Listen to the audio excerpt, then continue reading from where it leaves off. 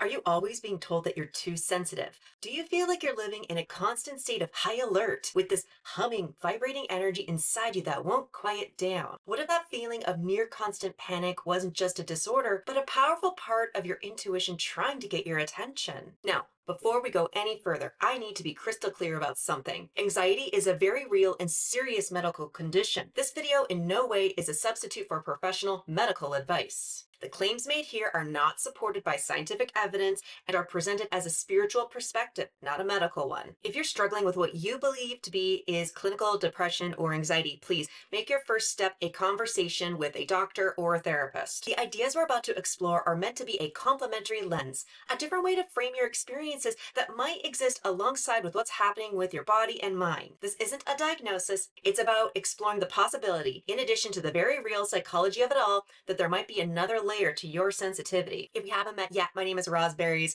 artist, healer, and spiritual teacher, and today we're going to look at the 5 signs that your anxiety might be a misunderstood spiritual gift. By the end, you'll have a new framework for thinking about why you feel this way and some practical first steps to start turning that overwhelming chaos into clear, useful intuition.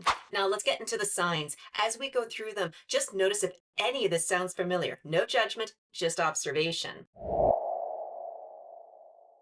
First up is a big one. Do you dread going to the mall, a concert, or even just a packed grocery store? Does a big party make your heart start to pound? You may call it social anxiety, and it's a very real thing for a lot of people. But let's look at it through another lens for a moment. You walk into a crowded room, and almost instantaneously, you're hit by a wave of something. It's a jumble of emotions and frantic energy. Afterwards, you might feel totally wiped out, like you need hours alone just to get back to yourself. In many spiritual traditions, this experience is seen as a sign of deep empathy, sometimes called clairsentience or clear feeling. This is the idea that you can feel the emotions of others as if they are your own. You're not just nervous, you're like an emotional sponge soaking up all the stress, excitement, and agitation in the room. What could feel like your own sudden panic might actually be you processing the emotional data of everyone around you. You feel overwhelmed because you are overwhelmed with all the information you haven't yet learned how to filter out. We all get gut feelings, but for you, it might be less of a gentle nudge and more of a full-blown alarm. It's confusing because that alarm can feel exactly like baseless worry. You get these nagging thoughts that something is wrong. You worry a friend is mad at you or a project you're working on could fail, even when there's no logical reason to think so. It feels like you're overthinking everything, which creates a constant state of low-grade fear. This intense inner monologue could be related to what some call claircognizance or clear knowing. This isn't a feeling, but an instant download of information that pops into your head. You don't know how you know, you just do. The anxiety can come from the clash between that powerful, illogical knowing and your rational mind demanding proof. Your brain tries to make sense of it by spinning a story of worry, that anxious feeling that your friend is upset. It could be you picking up on a subtle shift in their energy long before they're willing to say anything. The trick is learning to separate this piece of information from the emotional static your mind warps around it.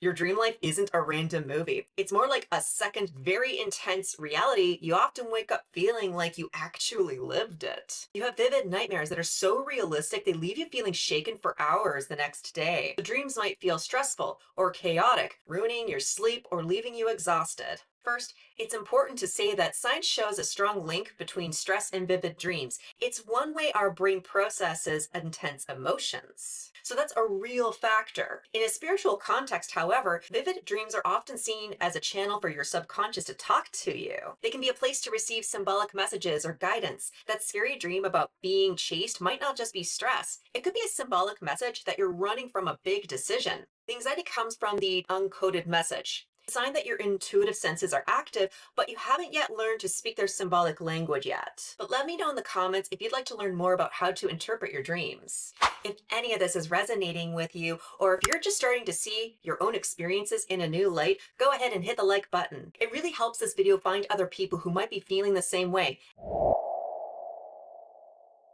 This goes way beyond just preferring a clean room. The vibe of your physical space can totally change your mood. You feel anxious or just plain uncomfortable in certain places for no good reason. Messy room can make your mind feel cluttered and panicked. Or you might feel a strange sadness in an old building or agitated by the fluorescent lights at work. It's easy to dismiss this as just being picky, but the feeling is real. This is another side of clairsentience, the ability to feel the energy of places. Spiritual beliefs suggest that the spaces can hold energetic imprints of past events. What you're feeling might not be your own mood, but the residual energy of a location. Unease in an old house, could you be sensing the emotions of people who lived there long ago? Agitation in a cluttered office could be you picking up on the collective stress held in the room. Your body is like a tuning fork, reacting to the energetic frequencies of your surroundings. Anxiety is a signal that your environment is out of harmony with you.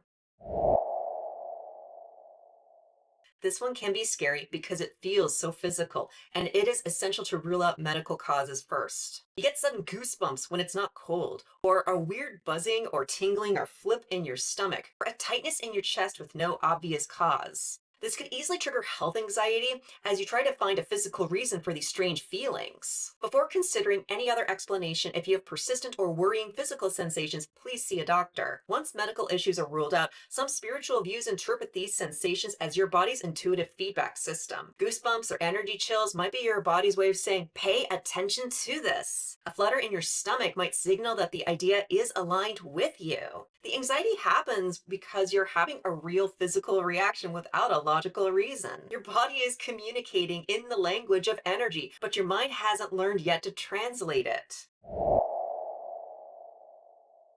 So, if all of this is ringing true, you might be thinking, great, so I'm an emotional sponge. Now what? I still feel awful. You're right. An untrained sensitivity can feel like a curse. A radio that's not tuned into a clear station is just static. So let's talk about how to start tuning that dial. These are mindful techniques that can help anyone feel more centered.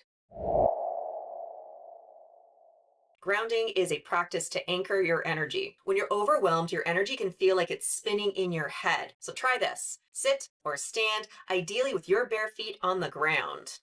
Close your eyes and take a few deep breaths. Picture roots from your feet deep into the earth. As you exhale, imagine sending all of that frantic, anxious energy that is not yours and allow it to flow down those roots. As you inhale, imagine drawing up calm, stable energy from the earth. Just a few minutes a day can help you start to feel the difference between your own energy and everybody else's. Shielding is all about creating an intentional energetic boundary. It's not a wall, it's a filter. Before you walk into a stressful place like that crowded store, just take a second, close your eyes, and picture a bubble of shimmering light all around you. Set the intention that this shield sends love and good vibes in and out, but any draining or anxious energy just bounces off. This simple visualization can act as a powerful reminder to not unconsciously absorb the stress around you. These are not quick fixes. They're a daily practice of mental and emotional hygiene, sort of like brushing your teeth. If you're ready to go deeper with this and learn more advanced techniques through Reiki to better shield and clear negative energy and overwhelming psychic energies, I invite you to join my Patreon community where we explore these tools in much greater detail. Check out the description for more. It's possible that the very thing you thought was your greatest weakness, your anxiety and sensitivity, is actually a doorway to one of your greatest strengths. It's an invitation to shift from constantly reacting to everything around you and consciously understanding your own intuition. It's not about fighting anxiety, but about learning from its messages. Remember, this perspective is meant to empower you to exist alongside professional mental health care, not replace it. You are not broken. You are not too sensitive. You might just be a powerful receiver who's finally ready to learn how to use your gift. Thank you for being here with me today.